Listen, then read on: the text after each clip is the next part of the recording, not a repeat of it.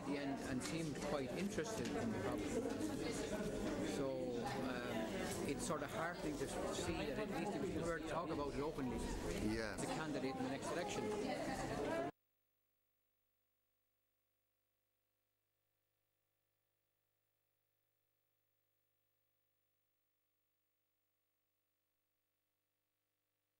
Here tonight for an information meeting on the issues regarding phone mess and the emissions that concerns and the health problems associated with it. And I would like to thank especially here who's came here tonight of no cost to anybody, Bary Trower, who's a scientist who's done an enormous amount of research in it.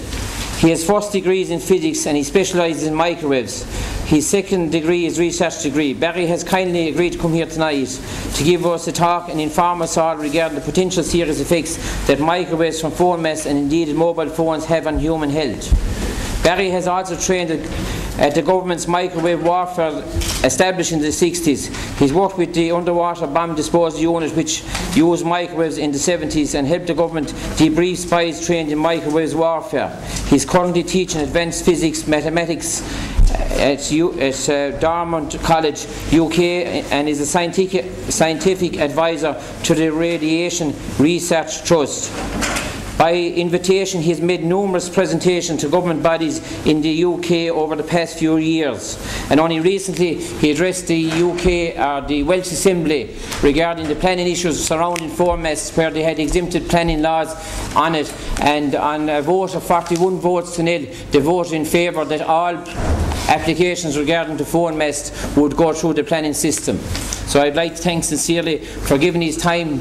He left his home this morning at 5 o'clock to be here, so we appreciate his attendance here tonight.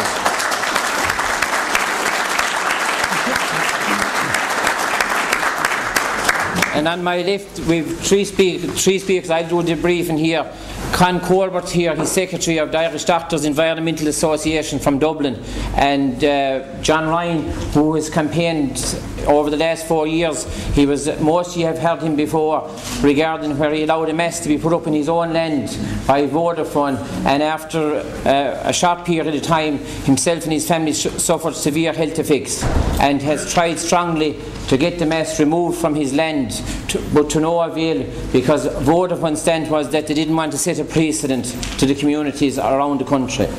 So just to give you a quick brief, my own experience 3-4 years ago, my own family and myself, we started began to suffer ill health effects which is associated with microwave transmitters.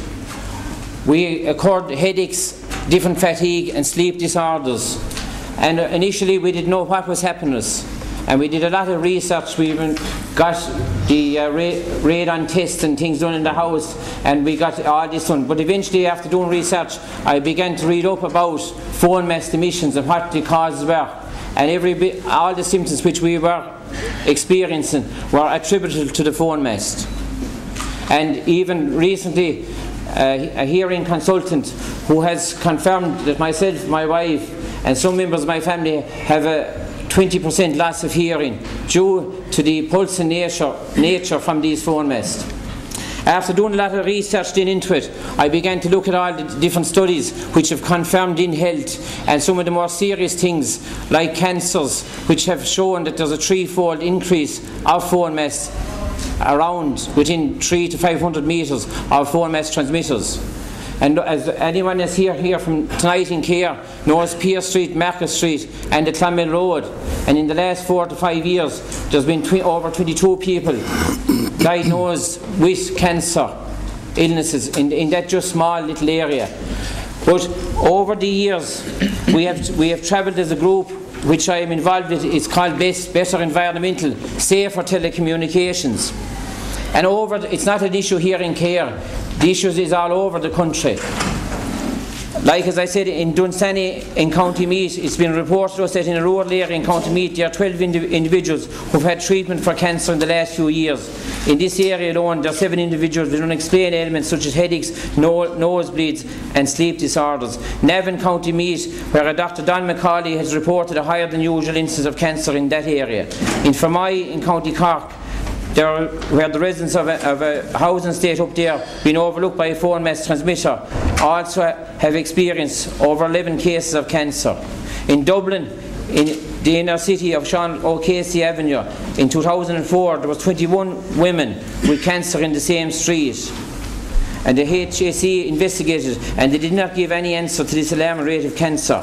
But they did not investigate whether there was a relationship or not to the phone mess in the general area. In Tipperary town, we've been contacted by a family who are living underneath a mess, who have sleep disorders, extreme fatigue in the last 2 years.